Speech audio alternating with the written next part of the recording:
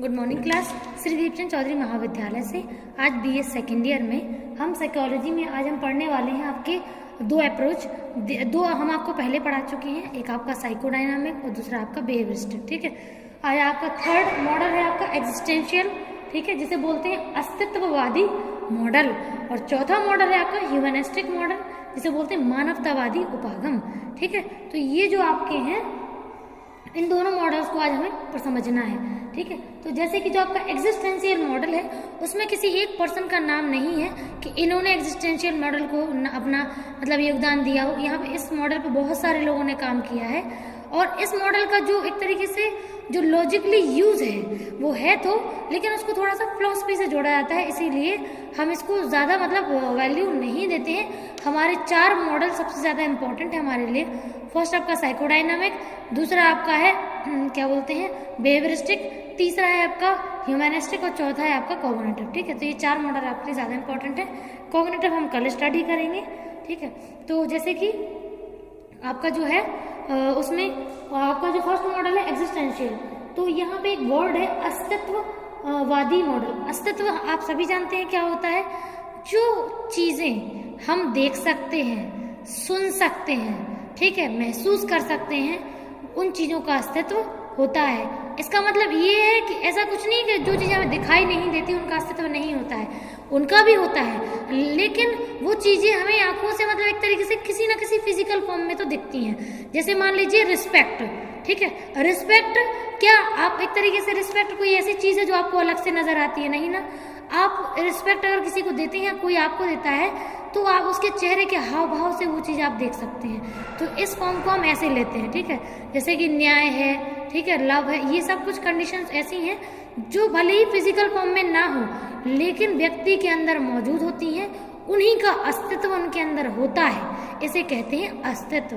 ठीक है, जो चीजें भले ही दिखाई ना दें लेकिन उनके देखने का तरीका मतलब चीजें एज इट इज तो नहीं, लेकिन उनके देखने के लिए मतलब एक तरह के सोर्स बदल जाता है। जैसे मान लीजिए आपका इमोशन है, इंटेलिजेंस है, गुस्सा है, कुछ भी है, तो उनका सोर्स चेंज हो जाता है, वो इनडायरेक्टली चीजें हमें दिखती हैं। ठीक है, तो एग्जिस्टेंस वो होता है जो चीजें हमें अस्तित्व में दिखती हैं, जिनको हम महसूस कर सकते हैं, समझ सकते हैं, हम उसको ही अस्तित्व में रखते हैं। तो जैसे कि अगर हम बात करें प्राचीन मॉडल की इसमें या प्राचीन पॉइंट ऑफ व्यू की, तो इसमें आपका जो फर्स्ट पॉइंट ऑफ व्यू है उसके अकॉर्डिंग हम लोग ऐसे मान सकते हैं कि आपका जो भी जितने मनोचिकित्सक हैं और विचारक हैं उनका कहना ये था कि जो सामान्य और असामान्य व्यक्ति होते हैं उनके दृष्टिकोणों में अंतर होता है, या अगर हम उनके बीच में अंतर करना चाहते हैं तो हमें अपना एक दृष्टिकोण बनाना पड़ेगा। सामान्य और असामान्य व्यक्ति जो होते हैं वो बहुत ही एक तरीके से गंभीरता से उनका अध्ययन हमें करना होगा। ठीक है, जैसे कि प्राचीन मॉडल के अकॉर्डिंग हम देखें, जिसे हम आत्मगत मॉडल भी कहते हैं, सब्जेक्टिव व्यू पॉइंट। ठीक है, तो इसका मतलब सिंपल सा ये होता है कि प्राचीन काल के विचारकों और मनोचिकित्सकों का मानना है सामान्य और असामान्य पूर्ण रूप से एक दूसरे से अलग होते हैं, सामान्य व्यक्ति भी और असामान्य व्यक्ति भी। जैसे कि हम जानते हैं असामान्य व्यक्ति जो होते हैं उनके बात करने का तरीका अलग होता है, उनके बोलने का तरीका, उनके व्यवहार करने का तरीका, उनके सोचने समझने की शक्ति अलग होती है, उनके परिस्थिति के अनुसार वो व्यवहार नहीं करते हैं, वो अपने ही मन से व्यवहार करते हैं, वो एक अपना एक अलग पॉइंट ऑफ व्यू होता है। ठीक है, तो सामान्य व्यक्ति लॉजिकली काम करता है, बिल्कुल लॉजिक को यूज करके काम करता है, और आपका जितना भी पॉइंट ऑफ व्यू होंगे उसमें रियलिटी में जी करके काम करता है। तो असमान और सामान्य व्यक्तियों का जो अस्तित्व है इसमें वो डिफाइन किया गया है कि यदि सामान्य व्यक्ति होते हैं, असमान होते हैं और अत्यधिक प्रभावशाली व्यक्ति होते हैं। यदि तीनों प्रकार के व्यक्ति धरती पर मौजूद हैं तो तीनों प्रकार के व्यक्तियों में क्या डिफरेंस है? ठीक है, उन लोगों का अस्तित्व कैसा होता होगा? ठीक है, क्या अस्तित्व है? तो अगर हम अस्तित्व की बात करें, एग्जिस्टेंस की बात करें, तो जो एबनॉर्मल पर्सन होते हैं, एबनॉर्मल पर्सन का जो क्राइटेरिया है, जैसे कि आपको यहाँ पे नजर आ रहा है कि जैसे कि ये आपका क्राइटेरिया असामान्य व्यक्तियों का है, ये आपका सामान्य का है और ये प्रभावशाली व्यक्तियों का है। तो इसमें देखिए क्या हो रहा है कि जो असामान्य व्यक्ति है उनका परसेंटेज कम होता है और एवरेज लोगों का परसेंटेज ज्यादा होता है। मतलब असामान्य व्यक्ति और अत्यधिक प्रभावशाली जो व्यक्ति होते हैं वो आपका कम मात्रा में पाए जाते हैं, और जो आपका सामान्य व्यक्ति होते हैं वो अत्यधिक मात्रा में धरती पर मौजूद होते हैं। मतलब जैसे मान लीजिए अगर 1 करोड़ की जनता ऑल ओवर वर्ल्ड में है, ठीक है, तो जितने भी करोड़ आपके ऑल ओवर वर्ल्ड में जनता होगी, उसका 75% भाग जो लोग होंगे वो सामान्य व्यक्ति होंगे, ठीक है। और सामान्य व्यक्ति के अलावा अब बात होती है 25% की, तो उसमें आपके असामान्य व्यक्ति आते हैं और प्रभावशाली व्यक्ति आते हैं। तो जैसे कि हम जानते हैं प्रभावशाली ऐसे ले सकते हैं, जैसे मान लीजिए जैसे नेता हैं, एक्टर्स हैं, सिंगर्स हैं, बड़े बड़े नेता हैं, स्पीकर्स हैं, या साइंटिस्ट हैं, डॉक्टर्स हैं, ये सारे काय में आते हैं, ये आते हैं आपके प्रभावशाली व्यक्तित्व में, ठीक है। तो प्रभावशाली व्यक्तित्व में अगर जो भी आपका है टॉपिक एक तरीके से लेके चल सकते हैं अपन लोग कि प्रभावशाली व्यक्ति में बहुत ज़्यादा इंटेलिजेंट पर्सन आते हैं, लेकिन असामान्य व्यक्तियों का जो इंटेलिजेंस लेवल है वो ज़्यादा यूज़ नहीं करते हैं, या फिर उनका लो होता है या वीक होता है, ठीक है। और सामान्य व्यक्तियों का लेवल, लॉजिकल इंटेलिजेंस लेवल और उनका रियलिटी फॉर्म दोनों ही बिल्कुल सही होते हैं, ठीक है। तो यहाँ पे इनका क्राइटेरिया बताया गया है कि जो आपका असामान्य व्यक्तियों की क्या विशेषताएं होती हैं, असामान्य व्यक्ति कैसे व्यवहार करते हैं, असामान्य व्यक्ति कैसे दूसरों के व्यवहारों को समझते हैं, ठीक है, और अपनी प्रतिक्रिया कैसे देते हैं, किसी भी टाइम पे कैसे व्यवहार करते हैं, उनका कोई क्राइटेरिया, उनका पैटर्न फिक्स नहीं होता है व्यवहार करने का, वो किसी भी समय पे कैसे भी व्यवहार करते रहते हैं, ठीक है। और दूसरा जो सामान्य होते हैं, सामान्य व्यक्तियों का डेली का एक रूटीन होता है, वो सोच समझ के काम करते हैं, ठीक है, और उसमें वो एक तरीके से किसी भी काम को करने से पहले लॉजिक का यूज करते हैं, थिंकिंग लगाते हैं, ठीक है। और अत्यधिक प्रभावशाली व्यक्ति तो सबसे ज्यादा IQ यूज करते हैं, कोई भी काम करने से पहले बहुत ज्यादा सोचते हैं और समझते हैं, ठीक है। अगला अप्रोच है आपका ह्यूमनिस्टिक अप्रोच, ठीक है। तो ह्यूमनिस्टिक अप्रोच को मानवतावादी उपागम कहते हैं। इसका एक तरीके से सिंपल ऐसे समझ सकते हैं हम कि जब कोई व्यक्ति जन्म लेता है तो हर एक व्यक्ति के जन्म लेने का कोई ना कोई उद्देश्य होता है, और जो उद्देश्य व्यक्ति का होता है व्यक्ति उसी की पूर्ति करता है, ठीक है। तो अगर व्यक्ति का उद्देश्य उसे क्लियर नहीं है तो उसको वो समझ में भी नहीं आएगा कि उसने जन्म क्यों लिया है। तो जैसे कि हम मानते हैं कि जो मानवतावादी उपागम है उसकी स्टार्टिंग आपका 1950 यानी कि 1950 से 1960 के बीच में हुई थी, ठीक है। तो इसी के बीच में आपका इसका टाइम पीरियड माना जाता है। और मानवतावादी जो उपागम है, तो इस उपागम में जो व्यवहारवादी है और मनोगति की जो विचारधारा है, इन दोनों विचारधाराओं को इसमें ज्यादा नहीं रखा गया है। ये अपना एक इंडिपेंडेंट फील्ड है या मॉडल है, ठीक है। तो इसमें जैसे कि मान लीजिए विलियम जेम्स का भी काम है, कार्ल रोजर्स इसके फादर माने जाते हैं, अब्राहम मास्लो का बहुत इंपॉर्टेंट इसमें रोल है, ठीक है। तो इन तीनों पर्सन का इसमें इंपॉर्टेंट रोल प्ले है।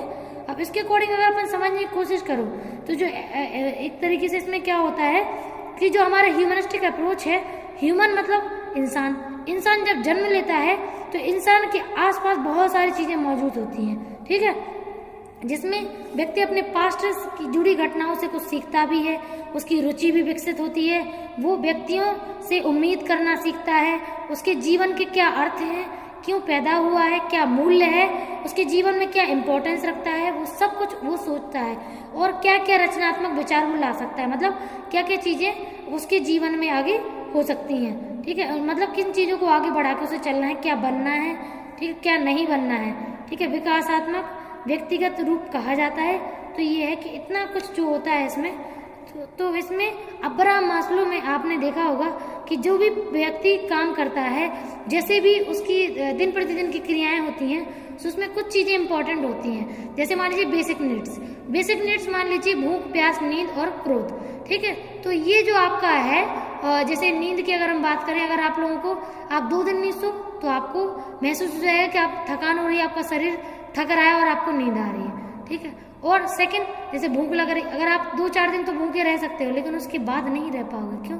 क्योंकि आपकी बॉडी में ऊर्जा जो होती है वो बर्न होती रहती है, और आपको जैसे एक तरीके से किसी मशीन में कोई बैटरी नहीं लगा देते हैं, अगर यूज होगी या नहीं भी होगी तब उसकी बैटरी खर्च होती है, ठीक है। और ऐसे ही इंसान होता है।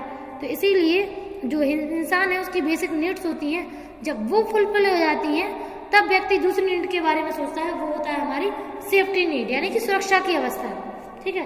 जैसे कि इसका अगर हम अप्रोच की एक छोटे से बात करें तो इसमें हम लोग सिंपल सा है कि अब्राहम मास्लो ने दूसरी नीड ये दी है कि जब व्यक्ति आपका बहुत ज़्यादा मतलब उसकी बेसिक नीड कंप्लीट हो जाती है, तो उसको फिर याद आता है कि उसको सेफ्टी करनी है अपनी। जब सेफ्टी नीड पूरी हो जाती है तो उसे ऐसा लगता है उसके आसपास कुछ लोग हों जिससे वो अपनी फीलिंग शेयर करे, इमोशन शेयर करे और सोच समझ पाए और बता पाए और अपनी प्रॉब्लम का सॉल्यूशन करे। ठीक है। तो फोर्थ होता है सेल्फ रिस्पेक्ट। तो आत्मसम्मान स्वयं से डेवलप करते हैं हम, जीवन में कुछ ना कुछ ऐसा कुछ करने की कोशिश करते हैं कि जिससे हमारे लोग इज्जत करें। ठीक है। और फिर अगला पॉइंट होता है आत्मसिद्धि, जिसमें जीवन में व्यक्ति केवल उतना ही लेता है जितने की उसको जरूरत होती है, उसके ऊपर नहीं लेता है। ना उसे ये भावना होती है कि लोग उसे जाने पहचाने, ये सब कुछ। ठीक है। तो ये है। अब इसके बाद हम बात करते हैं इसके विषय वस्तु की। ठीक है। तो यहाँ पे 3 विषय वस्तु यहाँ पे मौजूद है। पहला है आपका, देखिए फर्स्ट है आपका आत्मिक विषय वस्तु। ठीक है। दूसरा है मूल्यों की व्यक्तिगत विकास, मूल्यों व्यक्तिगत विकास। और तीसरा है मानव स्वभाव और उनका शक्ति। ठीक है। तो ये आपके 3 इसमें पॉइंट है। तो इसमें पहला पॉइंट जो आपका है मूल और पहला है आत्म विषय वस्तु। ठीक है। तो इसमें आपका अगर हम जब आत्म विषय वस्तु की बात करते हैं तो उसका सिंपल सा होता है कि जो भी व्यक्ति जब अपने आप को आगे रख करके काम करता है और अपने बारे में सोचता है, ठीक है, सेंटर ऑफ मतलब अटेंशन क्या होता है, व्यक्ति खुद, यानी कि सेल्फ। जब सेल्फ के बारे में सोच करके व्यक्ति काम करता है तो उसे ह्यूमनिस्टिक अप्रोच, यानी कि वो खुद के विकास की बात कर रहा है। ठीक है। तो इसमें कुछ पॉइंट है, 4 पॉइंट है। पहला है व्यक्तिगत संसार, मतलब उसका पर्सनल स्पेस कितना है, उसकी फैमिली में कितने लोग हैं, उसकी लाइफ में कितने लोग हैं, उसके दोस्त कितने हैं, टीचर कौन कौन है, किनको वो वैल्यू दे रहा है, ये पहला पॉइंट। दूसरा परिस्थिति के अनुसार प्रतिक्रिया। ठीक है। तो ये तो सही है, सिचुएशन चेंज होती है, पर्सन का बिहेवियर चेंज हो जाता है, मतलब पर्सन का जो मानवतावादी जो उसकी विचारधारा है वो बदल जाती है। ठीक है। नेक्स्ट है व्यक्ति का आधारभूत संघर्ष। तो सभी जानते हैं कि जीवन अगर मिला है तो संघर्ष भी होगा, और संघर्ष होगा तो व्यक्ति विकास भी करेगा। ठीक है। अगला है आत्मज्ञान। जब व्यक्ति स्वयं से किसी कार्य को करता है तो स्वयं से उसमें आत्मज्ञान डेवलप होता है। ठीक है। ये है। और अगला ऐसे है मूल्य और व्यक्तिगत विकास। तो पर्सन के अपने वैल्यूज होती हैं कि उसको किस काम के लिए वो बना है और क्या काम उसे करना चाहिए। लास्ट है मानव स्वभाव और अंतःशक्ति। तो ये भी है कि ह्यूमन का अपना एक स्वभाव होता है और उसी हिसाब से वो अपनी ऊर्जा का उपयोग करता है कि उसे किस फील्ड में जाना है और किस में